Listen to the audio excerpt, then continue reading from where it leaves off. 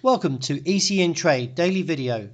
Before we begin, it should be noted that any advice is of a general nature only and that your personal circumstances have not been taken into consideration. Hello everyone, my name is Rob Clayton and thank you very much for joining me. A very interesting 24 hours of price action for the Australian dollar.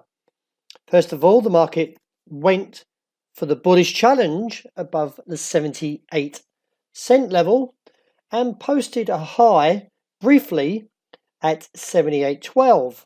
Now, as some of you may know, the 60-day moving average was at 78.18, so that wasn't broken. And also the rejection from this level has posted a bearish outside range day. This supports further weakness into today's session and looks now towards the region of 76.95 and lower towards the region that I've been viewing for a while now at 76.30.35. Would also like to see a little bit more confirmation from the bearish outside range day posted, also from the MACD, but the stochastic and the RSI is coming through quite comfortably to a negative outlook.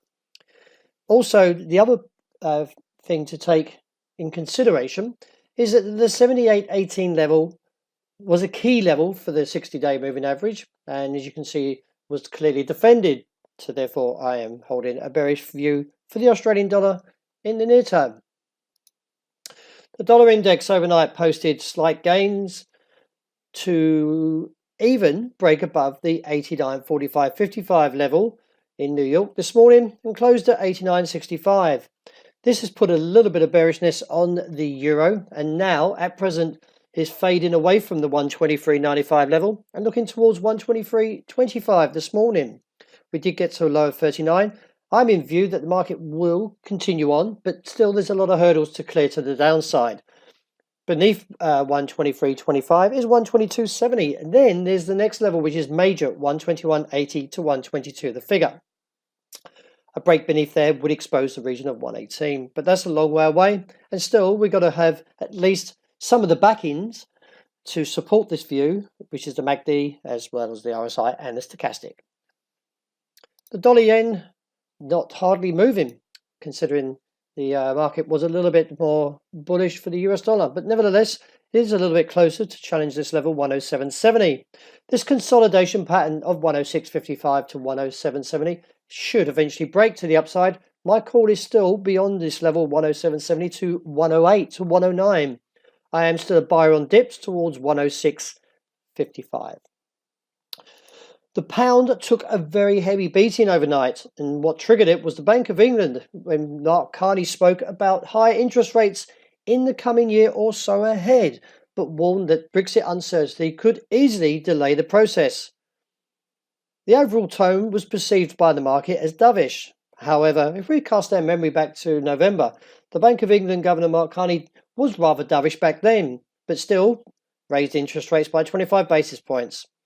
I think what he's trying to do is just put a bit of a cloud over what they're thinking and trying to ease somewhat the upside, because I don't feel the market from the Bank of England is that wants a push further higher beyond 143 to 144. With the market plummeting to a low 140.75, now views the uptrend at 140.35. A break of this uptrend would give further concerns to a 138 target. But as I mentioned, Bank of England, Mark Carney, most probably will look to May tightening. So don't let this price action slightly deter you, because we could easily get a rebound from this uptrend at 140.35. Gold is backing away, and so it should. Overnight, with the dollar index slightly firmer, the market is now easing away from the top side of this roller coaster ride of 1,300 to 1,365, and at present is still seeing that as a yearly cap. It is viewed that the market should push lower to the downside, with the immediate target coming in now at 1,340. A break beneath there would give further scope to ease lower to 34, with a base now seen around that 24 to 26, or maybe to a touch higher to 30. Not as bullish, the oil overnight.